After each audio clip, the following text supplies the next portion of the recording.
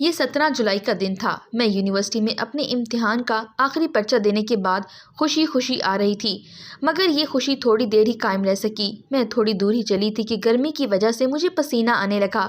مجھے لگا اگر میں تھوڑی دیر اور پیدل چلی تو میں راستے میں ہی بے ہوش ہو جاؤں گی۔ تھوڑی دور جا کر میں نے ایک درخت دیکھا اور اس کے نیچے کھڑی ہو گئی۔ میرا گلا پیاس کے مارے سوکھ رہا تھا۔ تھوڑی دور سے ہی ایک کالے رنگ کی کار آتی دکھائی دی۔ اسے دیکھ کر میں نے آگے قدم بڑھا دیے، اس ڈر سے کہ کہیں وہ مجھے سواری سمجھ کر گاڑی روک ہی نہ دے۔ میں تیز تیز قدموں سے چلنے لگی۔ تھوڑی دیر گزری تھی کہ وہ کار میرے پاس آ کر رک گئی۔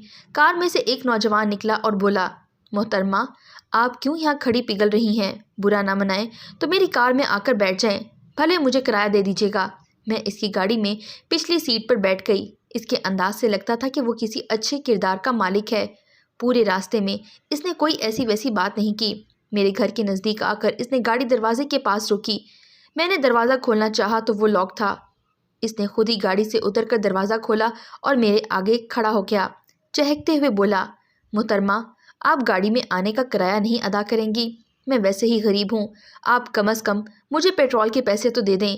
میں اس کا کوئی احسان نہیں لینا چاہتی تھی۔ میں نے بٹوا نکالا اور پیسے نکالنے ہی لگی تھی، اتنے میں میرے گھر کا دروازہ کھلا اور ابو کی آواز آئی، ہاں ہاں نیک بخش، جا رہا ہوں۔ ابو کی آواز سنتے ہی میں سخت بخلاہٹ کا شکار ہو گئی، حالانکہ ابو نے کبھی مجھ پر سختی نہیں کی تھی۔ بخلاہٹ کی وجہ سے میرے ہاتھوں سے بٹوا گر گیا۔ میں تیزی سے گھر کے دروازے سے اندر چلی گئی۔ ابو مجھے دیکھ کر خوش ہو گئے۔ اچھا ہوا بیٹی، تم خود ہی آ گئی، گرمی سے تو برا حال ہے۔ اب میرا کام صرف ناول پڑھنا، فلم دیکھنا اور موبائل پر سہیلیوں سے باتیں کرنا تھا۔ پڑھائی سے مجھے ویسے بھی بہت چڑ تھی۔ میں نے اسی شام اپنے سارے رسالے واپس نکالے اور ایک ایک کر کے پڑھنے لگ گئی۔ شام کو میں نے اپنی سہیلی کو پیپر کے بارے میں پوچھنے کے لیے کال کی۔ اس زمانے میں اسمارٹ فون نہیں ہوتے تھے۔ میں نے پیپر کے بارے میں اس سے سرسری معلومات لی اور پھر کال بند کر دی۔ تھوڑی دیر کے بعد ایک اور نمبر سے کال آئی۔ میں نے سوچا میری سہیلی نے اپنے بھائی کے نمبر سے کال کی ہوگی، کیونکہ اکثر اس کا بیلنس ختم ہوتا تھا تو وہ ایسا ہی کرتی تھی۔ میں نے کال اٹھائی۔ دوسری طرف سے ایک مردانہ آواز نے مجھے مخاطب کیا۔ سلام کا جواب کچھ اس انداز سے کیا گیا کہ میں جواب دیے بنا نہ رہ سکی۔ میں نے پوچھا، جی کون؟ وہ بولا، میرا نام ساجد ہے۔ ایک تو آپ میری گاڑی میں بیٹھنے کا کرایہ نہیں دیا اور اوپر سے مجھے یاد بھی نہیں رکھا۔ اس کا شکوہ سنا تو کہا، ساجد صاحب، میرا بٹوا آپ کی کار کے ساتھ ہی گر گیا تھا، آپ نے اٹھایا نہیں؟ ارے جناب، اٹھا لیا تھا، اسی میں سے سم کارڈ نکلا تو میں نے آپ کو کال کر دی۔ اس نے بٹوا واپس کرنے کا کہا تو میں نے کہا، رہنے دو، میری نشانی رکھ لو۔ یہ کہہ کر میں نے مسکراتے ہوئے کال بند کر دی۔ میں کال بند کر کے عجیب سے احساس میں گرفتار ہو چکی تھی۔ دل و دماغ میں ساجد علی کی آواز گونج رہی تھی اور اس کے بارے میں سوچتی رہی۔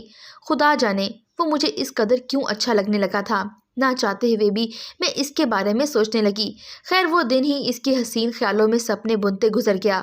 سو پھر اٹھتے ہی اس نے مجھے کال کی اور انتہائی شائستہ انداز میں مجھے صبح بخیر کہا۔ یوں باتوں کا ایک سلسلہ چل پڑا۔ اب ہم روزانہ گھنٹوں باتیں کرتے تھے۔ اس دن اچانک میرا فون بج اٹھا۔ رات کے گہرے سناٹے میں اس سے پہلے کہ میرے گھر والے کال سن کر جاگ جاتے، میں نے اس کی کال کاٹ دی۔ میں سمجھی تھی کہ گھر والوں کو پتہ نہیں چلا، مگر تھوڑی ہی دیر کے بعد ابو میرے کمرے میں آ گئے، پھر مجھے سوتا دیکھ کر اطمینان سے واپس چلے گئے، مگر ان کے دل میں شک کا پودا لگ چکا تھا۔ میں صبح کچن میں ناشتہ کرنے جا رہی تھی کہ دروازے پر ابو کی باتیں سن کر دنگ رہ گئی۔ وہ امی سے کچھ کہہ رہے تھے۔ نیک بخت، لڑکیوں پر نظر رکھا کرو، کہیں جذبات میں بہک ہی نہ جائیں۔ ویسے بھی ماہین کی تعلیم تو مکمل ہو گئی ہے، میں اس کے لیے کوئی اچھا رشتہ ڈھونڈ رہا ہوں۔ ایک خاندان مجھے پسند تو آیا ہے، مگر لڑکے والوں کی طرف سے تھوڑی چھان بین رہتی ہے۔ اس کے بعد میں ماہین کو عزت سے رخصت کر دوں گا۔ میں نے امی ابو کی یہ باتیں سنی تو مجھے سخت پریشانی ہوئی۔ میں نے ٹھان لیا کہ آج ساجد کو اس رشتے کے بارے میں بتا دوں گی تاکہ وہ بر وقت اپنے والدین کو بھیج سکے۔ اس دن اس نے کال کرتے ہی مجھے ایک ایسی حقیقت بتا دی جس کے بعد میں نے بھی اسے رشتے کا بتانا مناسب نہ سمجھا۔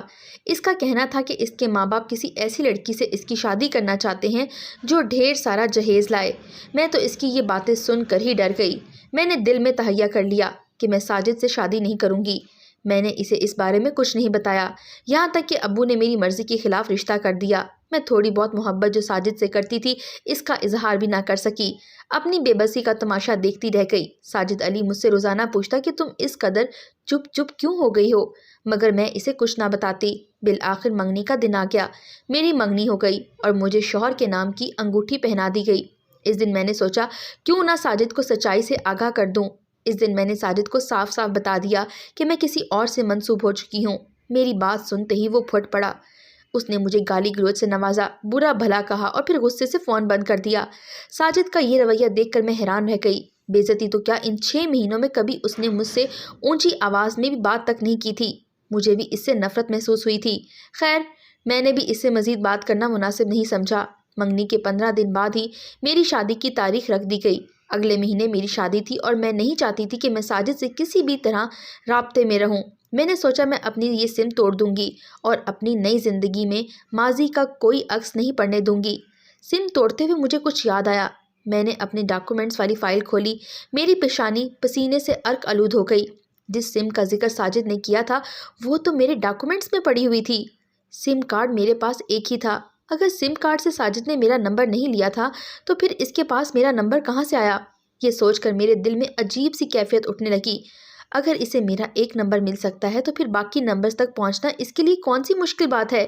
یقیناً میرا کوئی قریبی عزیز ہی تھا جس کے پاس میرا نمبر تھا اور ساجد علی کی بھی اس سے جان پہچان تھی۔ اس بارے میں سوچ کر میں بہت پریشان ہوئی۔ میری سمجھ میں نہ آتا تھا کہ میں کیا کروں۔ دماغ میں ایک الجھن تھی۔ میری اس الجھن کو میرے شوہر نے بھی محسوس کر لیا۔ ہمارے بیچ اندیکھی دوری آنے لگی۔ میں چاہتی تھی کہ میری زندگی میں کسی بھی قسم کی پریشانی نہ ہو۔ شادی کے بعد میں انہیں پریشان نہیں کرنا چاہتی تھی۔ میں نے امی سے اجازت لی اور اس رشتے کو ٹھیک کرنے کی خاطر دانیال کے ساتھ شادی کی شاپنگ کرنے چلی گئی۔ ہم دونوں اپنی گاڑی میں گئے تھے۔ ٹریفک کے سگنل پر جب گاڑی رکی تو میری نظر سامنے گاڑی پر پڑی۔ وہ ساجد علی کی گاڑی تھی۔ وہ مجھے غور سے دیکھ رہا تھا۔ اس کی نظروں میں غصہ، نفرت اور نہ جانے کون کون سے احساسات تھے۔ تھوڑی دیر کے بعد اشارہ کھلا تو دانیال نے گاڑی آگے بڑھا دی۔ انہوں نے گاڑی دکانوں کے ایک پلازے کے آگے روکی۔ میں گاڑی کے شیشے میں دیکھ رہی تھی کہ ساجد کی گاڑی مسلسل ہمارا پیچھا کر رہی تھی۔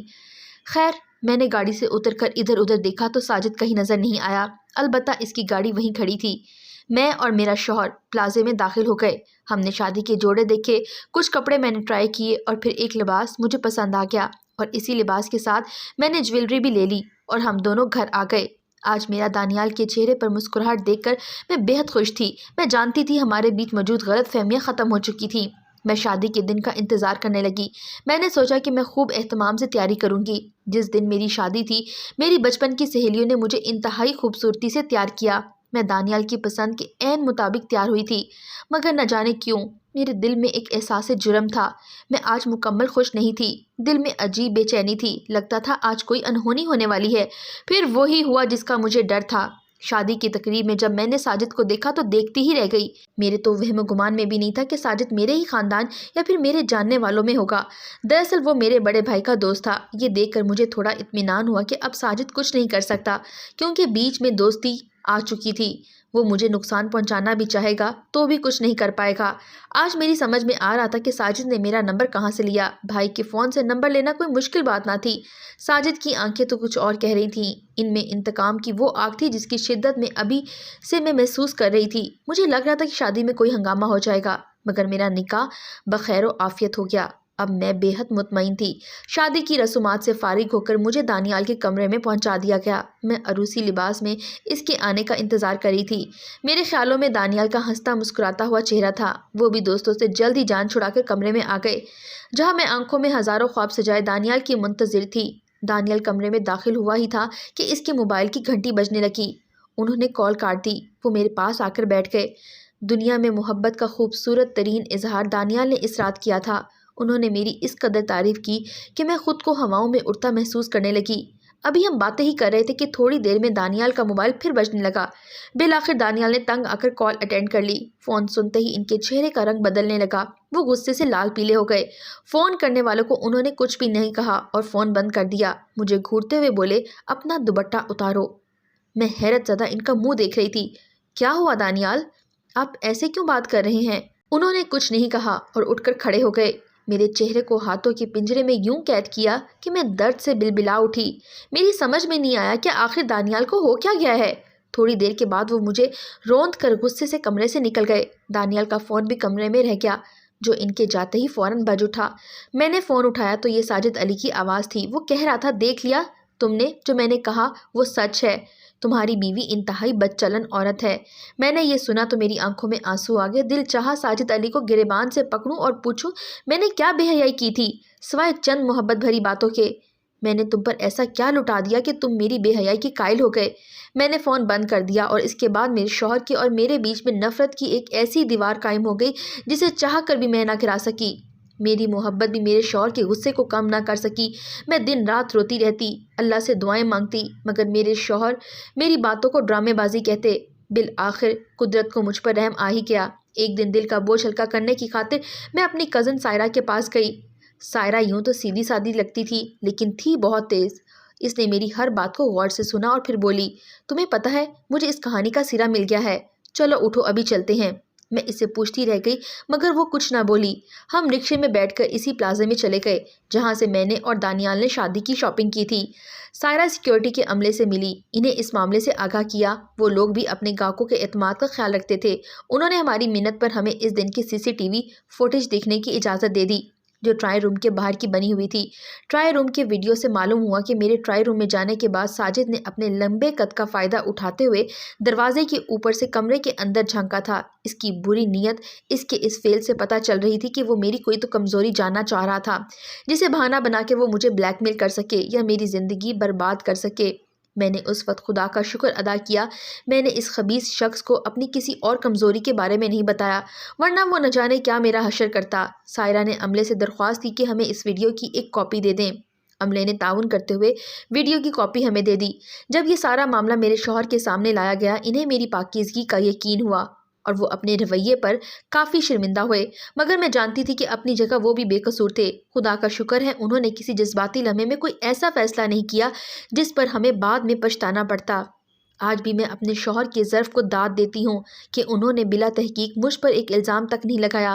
اپنی بہنوں سے یہی کہوں گی کہ موبائل فون کے استعمال میں احتیاط برتیں، اور اگر آپ دکانوں پر موجود ٹرائی روم استعمال بھی کرتے ہیں تو کوشش کریں کہ بجلی بند کر کے استعمال کریں۔